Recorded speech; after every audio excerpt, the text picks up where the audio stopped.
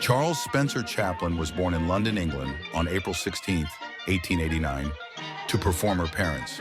His father was a singer and actor, while his mother, known as Lily Harley, was an actress and singer. However, Chaplin's early life was marked by hardship, as his father passed away when he was young, and his mother struggled with mental illness, leaving him and his brother Sidney to fend for themselves. Despite these challenges, Chaplin's natural talent for performance emerged early on.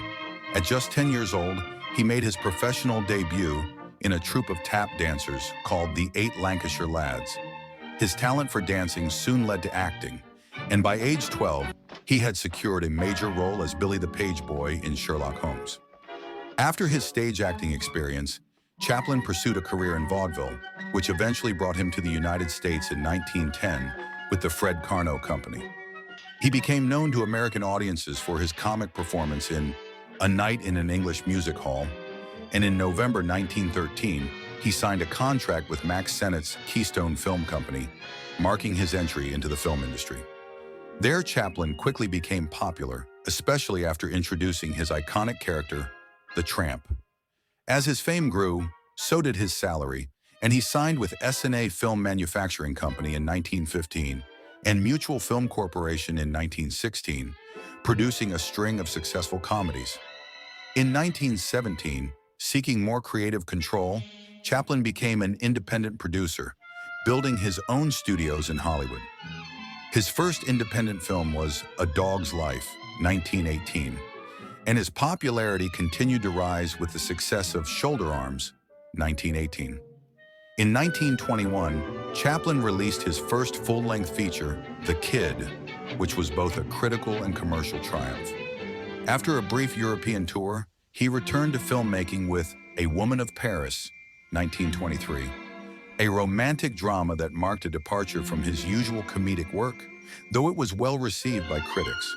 Chaplin followed this with one of his most famous films, The Gold Rush, 1925, which included iconic scenes like the Dance of the Rolls and the moment where his character eats his shoe. During the making of The Gold Rush, Chaplin's personal life became tumultuous, particularly with his marriage to Lita Grey and their subsequent divorce. Despite the challenges, he continued making films, including The Circus, 1928, for which he won his first Academy Award. In 1931, Chaplin released City Lights, a silent film that remains one of his greatest achievements, notable for its mix of comedy and sentimentality. His next major film, Modern Times, 1936, critiqued industrialization and the effects of the Great Depression, blending social commentary with humor. By 1940, as World War II raged, Chaplin made The Great Dictator, a bold political satire in which he played both a Jewish barber and a dictator modeled after Adolf Hitler. This film marked Chaplin's first full talkie and ended with a famous speech advocating for peace and democracy. After the war, Chaplin's films took a darker tone, beginning with Monsieur Verdoux, 1947, a black comedy inspired by the true story of a French serial killer. In 1952, he made Limelight, a deeply personal film about a washed-up comedian, which reflected Chaplin's own fears of aging and irrelevance.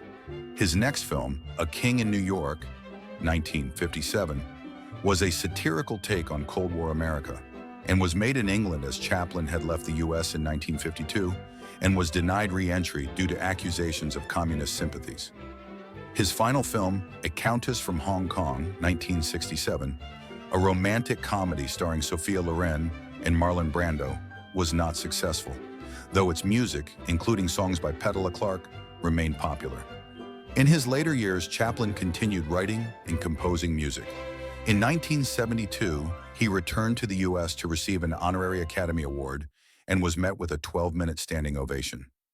He passed away in Switzerland on Christmas Day in 1977, leaving behind a legacy as one of the most influential filmmakers and comedians in history.